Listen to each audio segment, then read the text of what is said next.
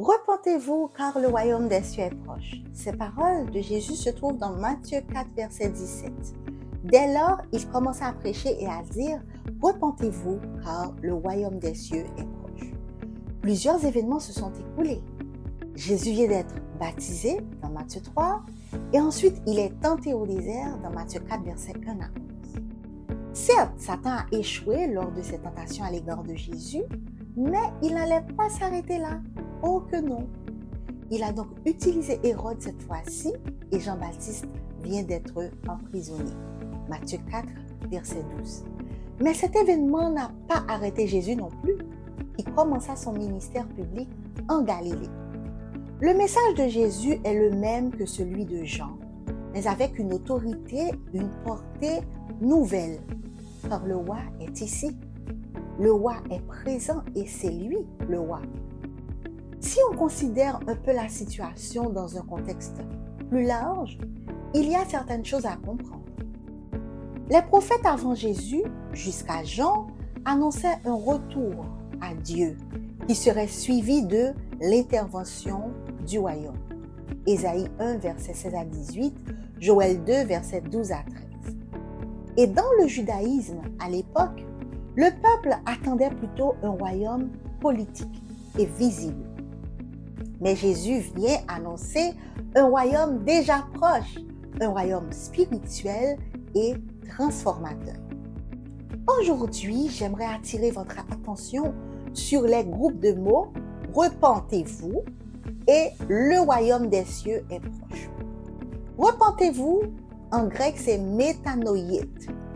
Ce mot est fondamental dans le message de Jésus. Et étymologiquement, méta veut dire après, au-delà, changement, et nous veut dire intelligence, pensée, manière de comprendre. Et repentance veut dire métanoïa. C'est un changement profond dans la manière de penser qui entraîne une nouvelle orientation de vie. La repentance n'est pas seulement du regret émotionnel, de la culpabilité, peur du changement, changement de religion, mais c'est surtout une reconfiguration intérieure, un renversement de perspective. Passer de « je décide » à « Dieu décide à ma place ».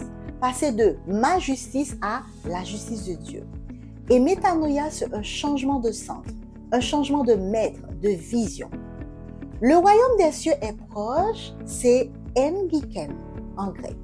C'est approché, est arrivé à portée de main. Le royaume n'est pas seulement futur dans ce cas-là, il est présent dans la personne de Jésus.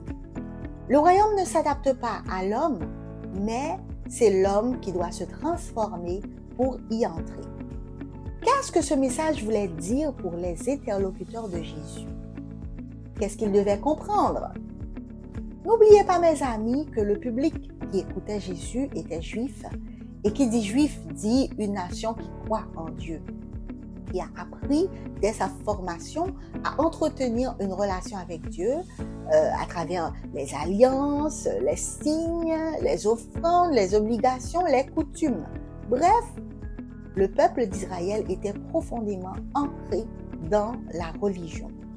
Mais Jésus leur dit carrément que leur religiosité ne suffit pas.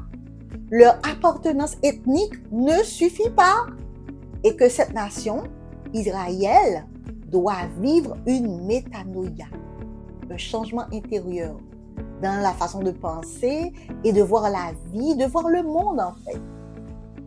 Et il devait aussi comprendre que le royaume attendu ne commence pas par le renversement de Rome, mais par le renversement des cœurs. Puisque c'est la façon de penser qui doit être changée. C'était un message radical, déstabilisant et profondément spirituel. Aujourd'hui, ce message de repentance, métanoïa, est pour tous, religieux ou pas, car le royaume de Christ ne concerne pas que les Juifs, mais tous sur cette planète. Et ce métanoïa nous demande à nous aussi de revoir notre manière de penser Dieu, notre compréhension du salut, notre rapport au péché. Et ce n'est pas seulement changer de comportement, mais c'est plutôt changer de logique, changer de maître, qui dirige mon comportement? Qui dirige mes intentions? Est-ce que c'est la culture? Est-ce que c'est la religion? Est-ce que c'est le regard ou la pensée des autres? Est-ce que c'est les circonstances sociopolitiques du monde actuel? Ou encore, est-ce que c'est les courants de pensée?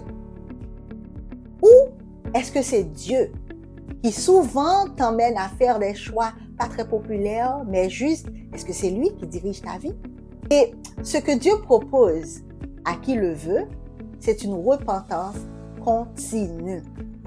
Et c'est pour ça que le temps du verbe utilisé, c'est métanoïte, c'est-à-dire impératif présent. Repentez-vous, continuez à vivre dans la métanoïa. Ce n'est pas un acte unique une seule fois, mais c'est un style de vie. Je souhaite vivement que ce message de Jésus atteigne votre cœur en ce moment. Je remercie tous les nouveaux abonnés à cette chaîne, cet espace de partage. N'oubliez pas que il faut cliquer sur le pouce pour dire que vous aviez apprécié cette vidéo. Partagez-la aux autres et n'oubliez pas non plus de partager avec moi votre compréhension de cette parole de Jésus.